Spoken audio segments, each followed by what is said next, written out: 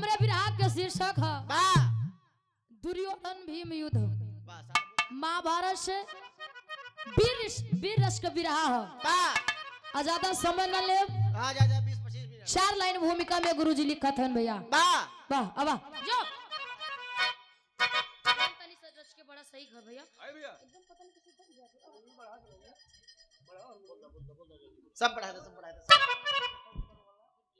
आप परम सम्मानित मन्नू यादव भैया, प्रतापपुर समरी पांडव बस मैनेजर, गार्जियन की ओर से 51 रुपए का महान आशीर्वाद भैया के बहुत बहुत प्रणाम। अब 4 लाइन भूमिका में गुरुजी लिखे भैया।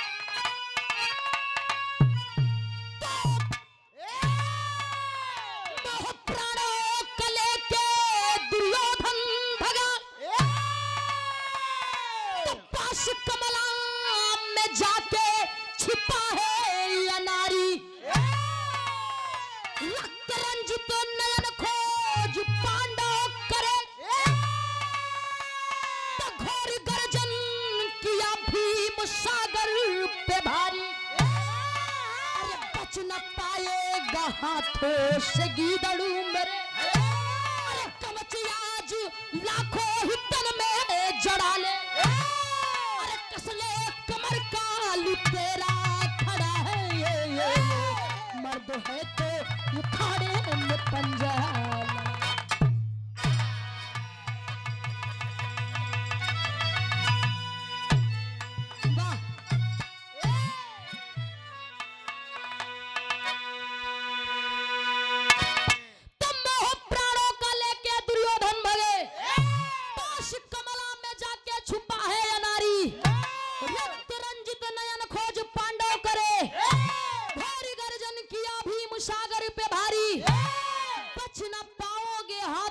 गीदड़ू मेरे कवच आज लाखों ही तन में जड़ा ले, अब कसले कमर का लुटेरा खड़ा है, मर्द है तो अखाड़े में पंजा।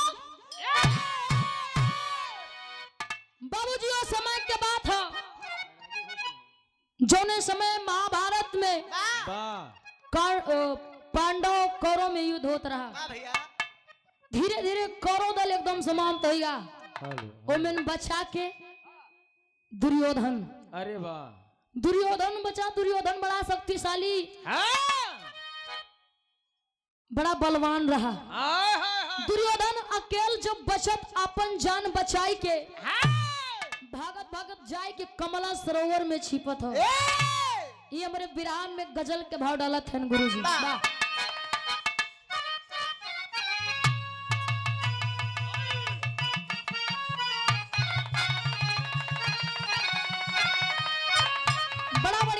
संकेत करें कोनो लड़की अपने सुंदरता पे घमंड करत बा, कहे अपने आशिक से का भैया, अरे मैं नाजहू सनहू, अरे तुम मेरा ये तजाम करो, अरे मैं नाजहू सनहू, अरे तुम मेरा ये तजाम करो, अरे जवानी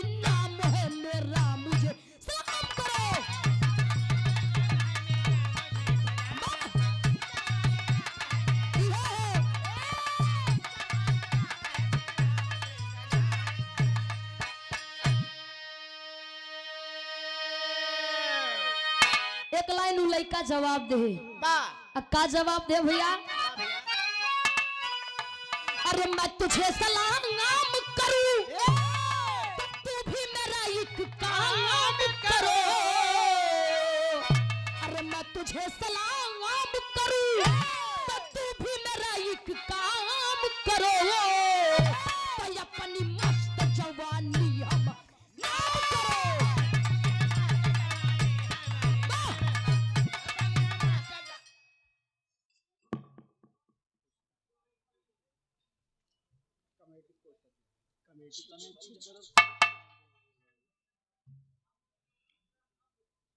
आप परम सम्मानित कमेटी के कोषाध्यक्ष आदरणीय परम पूज्य परम सदैव परम सम्मानित बा आप कमलेश यादव उर्फ पप्पू चाचा जी, आप नासिर पट्टी की पावन धरती से बा सहायक अध्यापक बा भैया गार्जियन की ओर से सुंदर पंखुड़ियों से गुथा हुआ हार बा 101 रुपया का महान आशीर्वाद 5 रुपये पलगी बा। बा लेकिन इही के भाव में उधर दुर्योधन कमला सरोवर में छिप के अपने मन में विचार करे। अब का विचार करे भैया?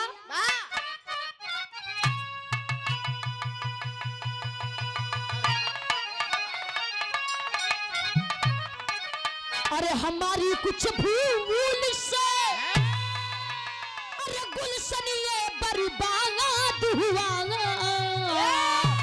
अरे हमारी कुछ भूल से अरे गुलशन ये बर्बाद हुआ, तो जवानी जाग पड़ी जोश जिंदा हुआ।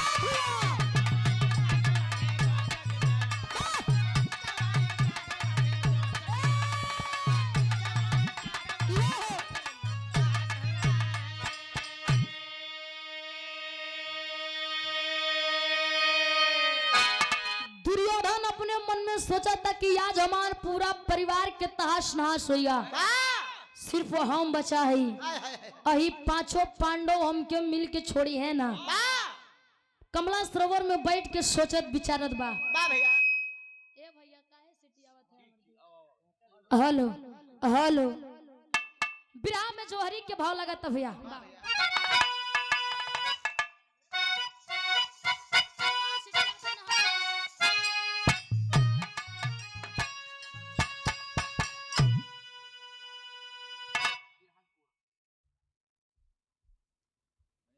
कवि के भतीजे आप सुरेंद्र यादव भैया बिरहा जगत के बड़े अच्छे कोरस हैं।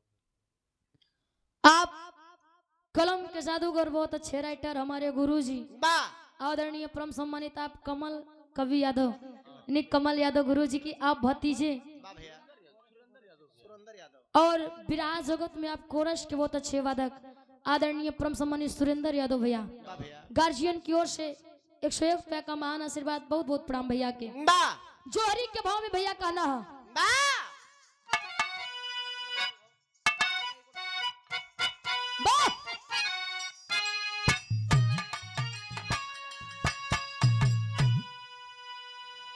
अरे भीम गरज के बोले करने गदा उठाई, कान बली है तेरा कहाँ छुपा है जाई, निकल के आजा बाजी लड़ना तुझे सिखाऊं, चोर करूं सर तेरा रण में फूल छटाऊं,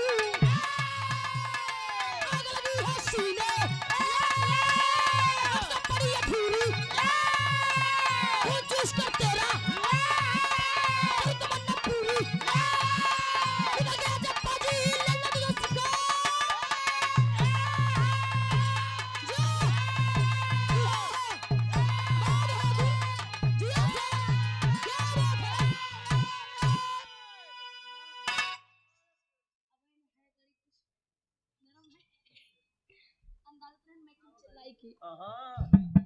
वाह भैया। इधर भीम और पांचों भाई मिल के साथे मुरलीधर कन्हैया भी जाए के दुर्योधन के ढूंढत हैं। भीम गरज रहे हैं कि ये दुर्योधन कहाँ छिपे हो, अरे बड़े बहादुर बनते हो, आकर मुझसे सामना करो। अबे तक तो बड़ा उछलत रहा तोरी कहे आए के हमसे अब युद्ध करा, काहे मुँह छिपाई के भागा थला। अबे तक तो पूरे परिवार के साथ है रहा, एक के बारे में है कड़ी गायब हो गए। बाबूजी भीम गरज रहे हैं, दुर्योधन को ललकार रहे हैं, लेकिन दुर्योधन के अंदर एक खासियत रहे, वो केहू के बाती के बर्दाश्त नहीं करता। जब सुना था कि भीम पांचों भाई मिल के हमके ललकारत हन, वाह भैया हमरे बिरताई के धिक्कारत हन।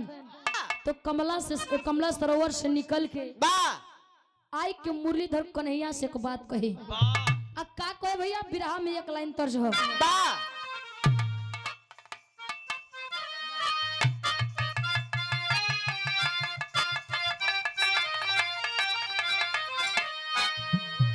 कोनो दुल्हन अपने सैया के बखान करे, वाह का कहे भैया कि मोर पिया कुंवरा कन्हैया, अरे मोर पिया कुंवरा कन्हैया, बुलावेला बसुरिया बजाई के।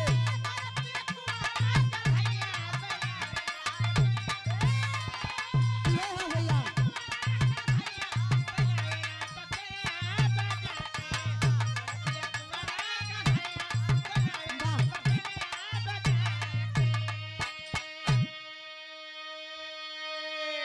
लेकिन इन्हीं के भाव में वो दुर्योधन जाय के मुरलीधर कन्हैया से कहे। अब का कहे भैया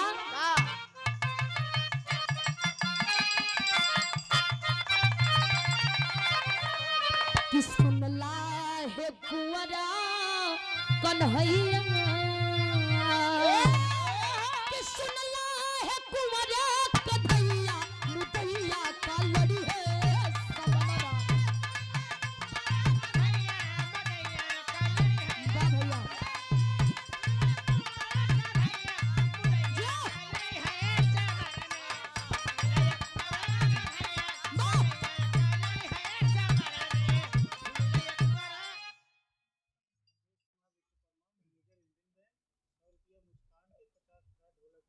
वाह भैया आप इंडियन बैंक के मैनेजर साहब, आप परम सम्मानित अमरेश कुमार विश्वकर्मा भैया, इंडियन बैंक के मैनेजर साहब भैया की ओर से पुनः 101 रुपए का आशीर्वाद ये हमके स्पेशल मिला बा। वाह एमन से तो के लोग के हम देव ना, हाँ कलाओ धाई आई एमन से तार 50 तार, हाँ अब 50 हमरे धीरज भैया। वाह खाता खोल के पियो आ लोग के मेहनत देख के वाह वाह हाँ भैया का धैले वाह। देखा धैले थैली में हम इधर दुर्योधन कहे कि ये कन्हैया, अगर तू चाहत हो कि हम ये पांचों भाई से वाह युद्ध करी तो धर्म के युद्ध हो हाय चाहिए। हाय हाय कहे कि ये 5 हम है अकेले, तो ये धर्म के युद्ध कहाई ना। अगर सचमुच युद्ध होना चाहिए तो जाकर कह दीजिए पांचों भाइयों से कि दुर्योधन लड़ेगा लेकिन धर्म का युद्ध लड़ेगा। हाँ, एक एक से और एक लाइन कहे भैया, का कहे दुर्योधन, हाँ छोड़ पड़ता है यार वाह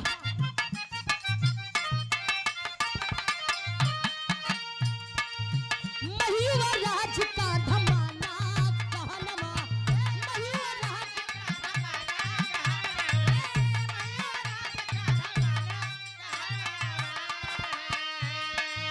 हो युवराज साथ हमरो लड़नवा हो हमरो लड़नवा।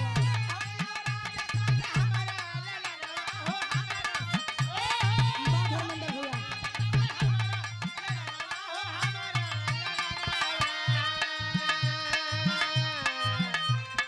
बाकी से मतलब न भैया, बाकी से मतलब न भैया, मुदैया का लड़ी है समनवा।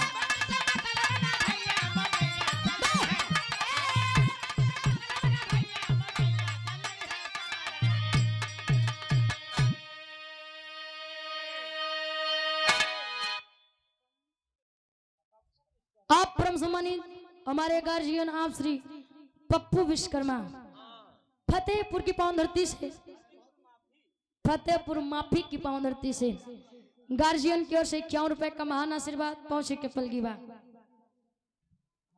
इधर दुर्योधन के मैं हूँ युवराज का धमाना कहनमा, होई युवराज साथे हमरो लड़नवा कहे मैं युवराज हूँ, हम वही से युद्ध कराब जे पांचों भाई में से युवराज हो।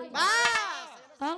हमके पता बा कि यहाँ के राजा पांचों भाई में से के ह कह जाए कि कह दे धर्मराज युधिष्ठिर से वाह आए के हमसे युद्ध कैले, हम युद्ध करे खातिर तैयार हई। वाह हाँ? अगर हिम्मत होए तो आए के एक जने धर्मराज युधिष्ठिर युद्ध कैले, वाह हम तैयार हई। वाह कन्हैया बड़े चिंता में पड़ गए, वाह कहे अगर धर्मराज युधिष्ठिर लड़ी है हाँ तो दुर्योधन बड़ा बलवान है, वाह बड़ा वीर है, ए युधिष्ठिर हार जाई है। देखा दिमाग लगावत है, वाह भैया दिमाग लगाएन कहन दुर्योधन वाह पहले हमसे पूछा था वाह कि हिया के राजा हाँ के ए देखा तो के हम बतावत हिया के राजा युधिष्ठिर नहीं भीम है, वाह हम बोलावत भीम के तू युद्ध कैला। दुर्योधन कहे वाह कन्हैया, यानी कि तो का हम पागल देखा थे, हमके नहीं मालूम है, बेवकूफ समझ झूठ बोला था कि भीम है नहीं है के।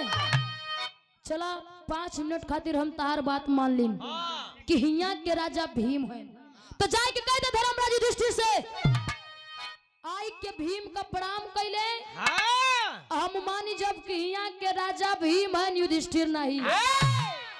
कन्हैया कहे फिर फंसाए देश दुर्योधन, हाय हाय हाय कहे लागत वही मानी ना, वाह सोचन विचारन वाह भाई कहन चला ठीक बा, तू चाहत कि युधिष्ठिर आए के प्रणाम करे वाह तो अब इन्हें बोलावा था युधिष्ठिर आवत है भीम के प्रणाम करी है। वाह और नारायण नाम के पुस्तक लाई के वाह कन्हैया भीम कदई देन, भीम अपनी ही काठी के तरह दबाए लेते दबा लेन, दुर्योधन के पता नहीं चला। वाह और उधर इशारा कर दिया युधिष्ठिर को ए कि अब जाकर प्रणाम कर लीजिए। वाह युधिष्ठिर आया, वाह भीम के आगे सर झुकाया और प्रणाम किया, वाह लेकिन भीम को नहीं, नारायण नाम पुस्तक को वाह भैया जोन भीम अपने काठी के तरह वाह दबाए रहे। वाह भैया दुर्योधन समझ नहीं पाता है, युद्ध के लिए तैयार हो गया, ए सोच लेता है यहाँ के राजा वाह भैया युधिष्ठिर नहीं भीम है, वाह युद्ध खातिर तैयार हो गए। बाबूजी टेरी के भाव लगाता वाह जा अरे खिलाड़ी तीनों जंगिया भिड़े, अरे खिलाड़ी तीनों जंगिया भिड़े, गदा उठा के नाहर ठोक दिया ये तालिया रे तालिया।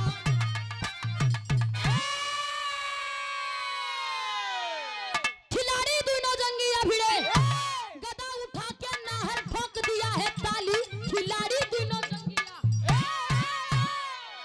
इधर बाबूजी कुरुक्षेत्र में दुर्योधन और भीम अपन अपन गदा उठाई के अरे वाह युद्ध के लिए चल रहे हैं। क्या बात है जब जाते हैं तो होत का भैया विराम में तर्ज लगाता है।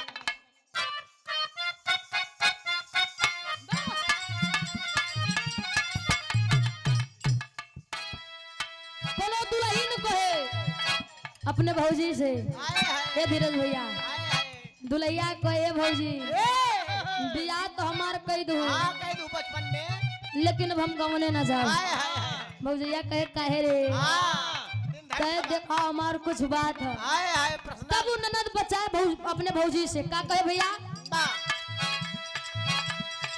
हम गवनमा नाही जा,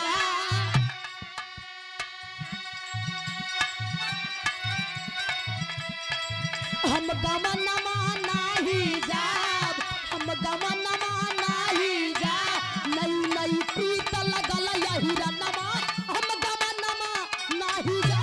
नहीं, नहीं। वाह!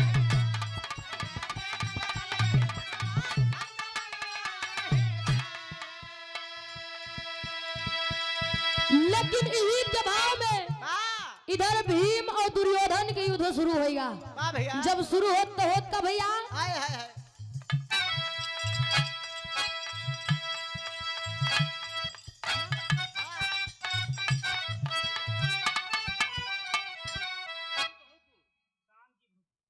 श्याम जी बहुपुर आप परम सम्मानित श्याम जी बहुपुर की पावन धरती से, बस आप परम सम्मानित श्याम जी प्रजापति वाह बहुतपुर की पावन धरती से गार्जियन की ओर से 51 रुपए का महान आशीर्वाद 5 के पल की बा यही के भाव में करे थे का भैया दोनों वाह रम गगन माही लेना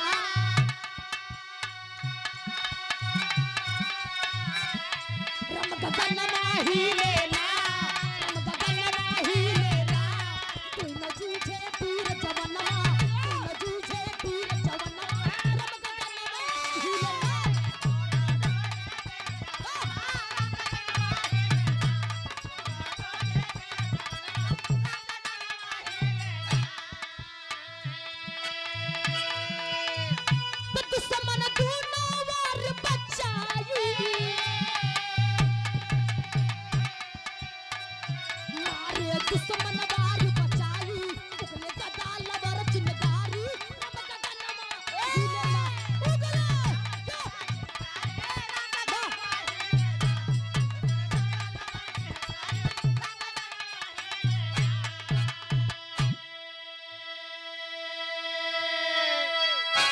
इधर बाबूजी दोनों जने की युद्ध शुरू हो गया। वाह धाय भीम के गदा दुर्योधन के ऊपर वाह युद्ध दुर्योधन के भीम हाय हाय हाय दुर्योधन के गदा भीम के ऊपर भीम के दुर्योधन के ऊपर दोनों जने के वाह भैया देखा ई चमड़क जीवा का हाँ, हाँ भैया और का लड़बड़ाई जो था वाह भैया इधर कब होए भारी कब होए भारी दोनों जने के बराबर के हाय हाय हाय हाय लड़ाई चलत बा वाह भैया न भीम कम पर थे न दुर्योधन क्या बात है एक बराबर की वार चला था दोनों ओरी से वाह इधर भीम सोचत हन कि दुर्योधन हारी कब ये तो हमसे कमजोर पड़ते नहीं बा हाँ तब कन्हैया इशारा करे कि ऐसे दुर्योधन हरी है ना जंगा पे वार करो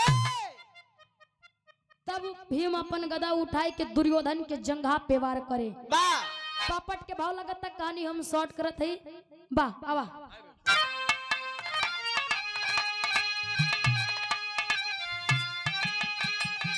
अरे सकन कुरपति जंगी वार बचाई बीच रनमा में अरे सकन कुरपति जंगी वार बचाई बीच रनमा में लिहला से अपन दुनो टांग तोराई बीच रनमा में वाह भैया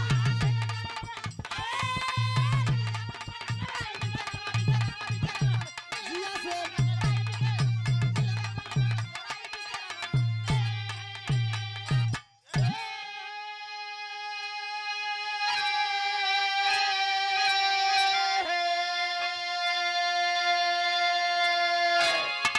इधर बाबूजी वाह जब कन्हैया इशारा करे हाय हाय हाय तब भीम अपने गदा से दुर्योधन के जंघा पे वार करे लगे जब जंघा पे वार बाद दुर्योधन बेचारा एकदम लाचार हो गया हाय हाय काहे कि उनकर पूरी शरीर तो बजर रही जंघा के छोड़ वाह भैया हाँ?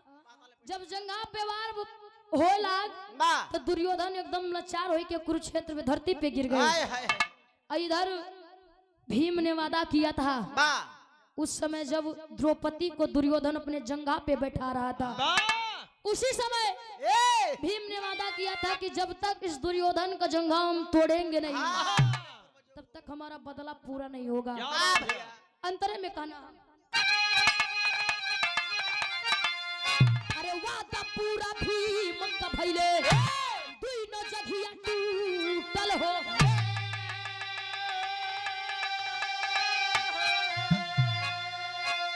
अब खून से कसिया द्रौपदी धोवे रहली कब से रूठल हो अरे झंडा विजय के गइले तब लहराई बीच रनमा में अरे झंडा विजय के गइले तब लहराई बीच रनमा में चले शिविर में पांडव संग यदुराई बीच रनमा में वाह भैया ये है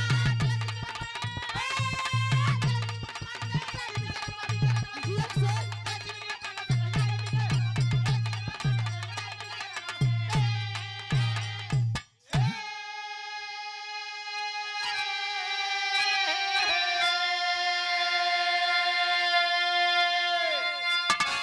इधर वादा भीम के पूरा भाव वाह और उधर द्रौपदी के हाय हाय हाय द्रौपदी वादा करे रहे कि जब तक दुशासन के छाती के खूने से अपन केस धोब न तब तक के बांधब ऐसे न खुली रहे पूरी खान हां भैया ऐसा नो हाँ। खुली रहे अच्छा ऐसा ही हां खुली भैया वाह कहे तब तक हम अपने केस के न धोब न बांधब वाह इधर द्रौपदी के वादा पूरा भाव उधर भीम के होत का आल्हा के भाव में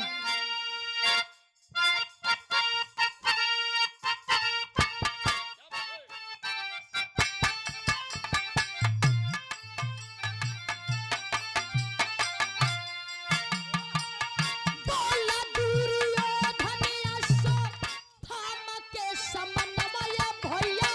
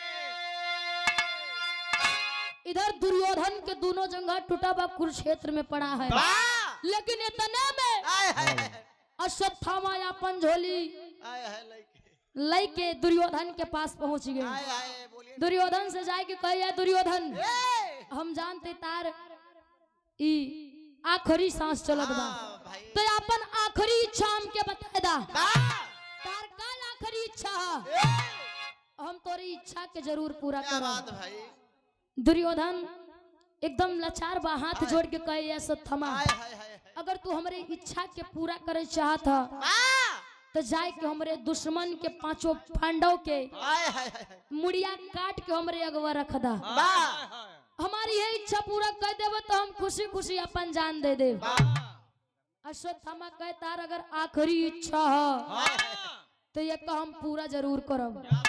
सदर आला भैया लागत आवा आज मुन्ना शाबाश भाग नंबर 2 वाह धीरे धीरे आई गई रात के समैया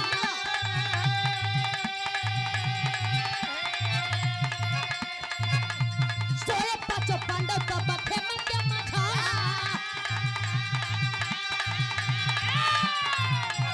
चोरी चोरी आए तब दोना के लला नावा खेतवा को जानी गईले ए हरा पूरा जाने ना हकीकत कुछ कुछ के लला नावा खाली से जब पाके गईले उहो सब बसवा अरे पापी ये अश्वत्थामा काटे अरे पांचों की गटैया रोवे धरती यही रवा को फा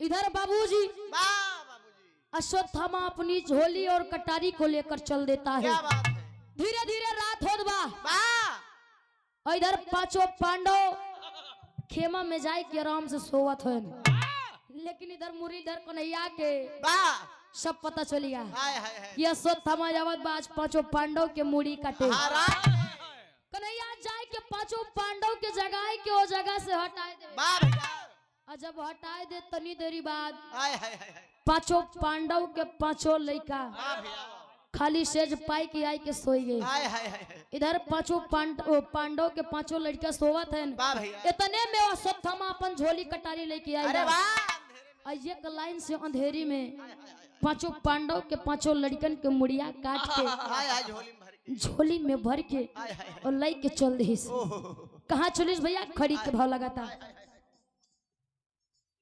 चलो वाह अरे द्रौपदी के गुलशन में अरे अगिया लगाई के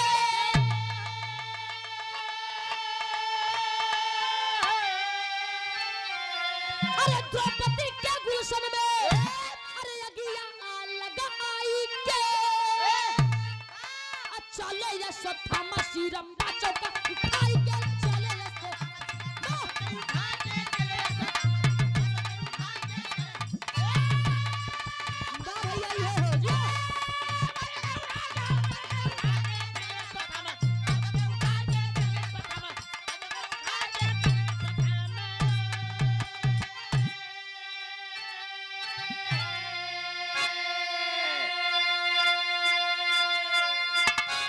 इधर पांचों पांडव के पांचों लड़कन के मूड़ी झोली में वाह लेके अश्वत्थामा दुर्योधन के पास जात बा। जब दुर्योधन के पास जात बा दुर्योधन दुर्गे से देखा था वाह कि अश्वत्थामा आवत है ए और झोलिया में लागत बा हमरे दुश्मन के मुड़िया हां झोलिया काट के रख ले। हां झोलिया फूली बा भैया वाह। आज मुड़ी रहत ना दुर्योधन देख के वाह भैया एकदम खुशी से झूम उठा। अरे वाह कहे आज हमार तमन्ना हमार सपना हाँ लास्ट हो जाए अश्वत्थामा पूरा कर दे। बात है भैया अश्वत्थामा जब लगे लड़की आवत हैं तो होत का भैया वाह अरे झोलिया से सिरा जबा वाह बाहर निकाल रे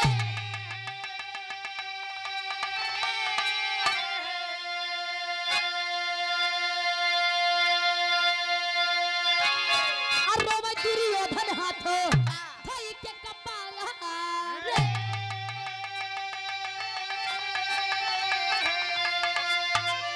अरे कैले आज सबके अरे दिया नमा बुझाई के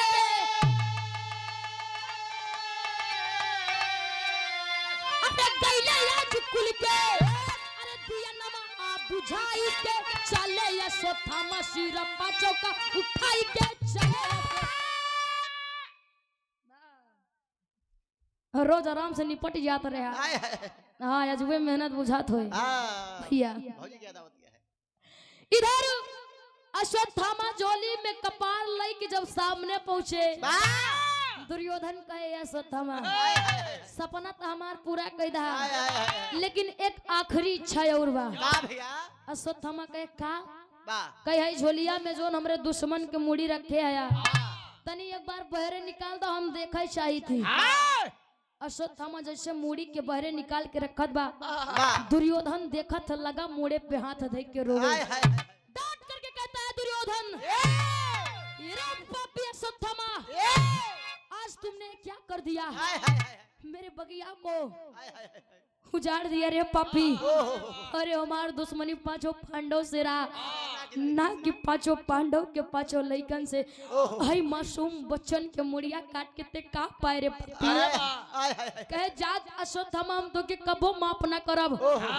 दुर्योधन लगा फपक फपक के रोने हाय हाय बोला अब कौन संभालेगा मेरे हस्तिनापुर को हाय हाय मेरे कुल को आगे कौन बुढ़ाए बल बुढ़ाए आज तो कुल के दिया बुझाए दे रे पापी। ओहो अश्वत्थामा रोवत बा लेकिन आखिरी में होत का भैया वाह अरे हर से अभी साथी दोनों वाह सथवा में छाई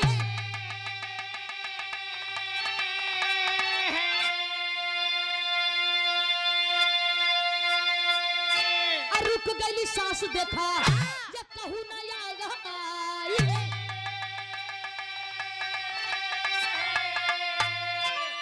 अरे मरल बा दुर्योधन आज अरे सबके मुआई के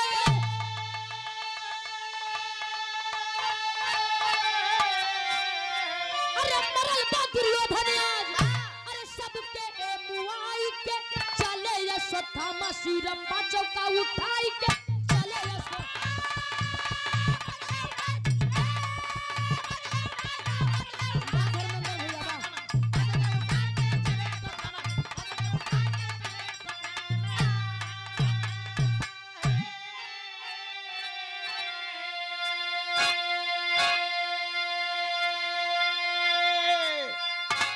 इधर बाबूजी हाँ बाबूजी हर्ष और विषाद दोनों सथवा में छाई हाय हाय और रुक गई सांस देखा ये कहू ना आई आइल दुर्योधन के एक वरदान मिला रहा का भैया हर्ष और विषाद वाह यानी दुख और सुख जब साथे मिली तबे तार मृत्यु हुई। क्या बात दुर्योधन पहले अश्वत्थामा के झोली में कपार लेके अवध देखी वाह खुश हो गया तो खुशी से झूम उठा वाह और वह कपार जब बाहर निकाल के रखेन हाय हाय हाय हाय तो दुर्योधन मुड़े पे हाथ दे के फपक के रोई हाय हाय गम यानी पहले सुख हाँ फिर दुख फिर बाद में दुख। क्या बात है इधर बाबूजी दुर्योधन की मृत्यु हो गई हाय हाय और उधर धर्मराज युधिष्ठिर राज सिंहासन पर विराजमान हुए क्या बात है और राजा बने वाह और अपना राजपाट चलाने लगे। क्या बात है आखिरी वन में ये बिटिया अपने गुरु घराने को परिचय दी क्या बात कि कौने फुलवारी के फूल बा वाह अब कौने गुरु घराने से ताल्लुकात रखत वाह बा बाबा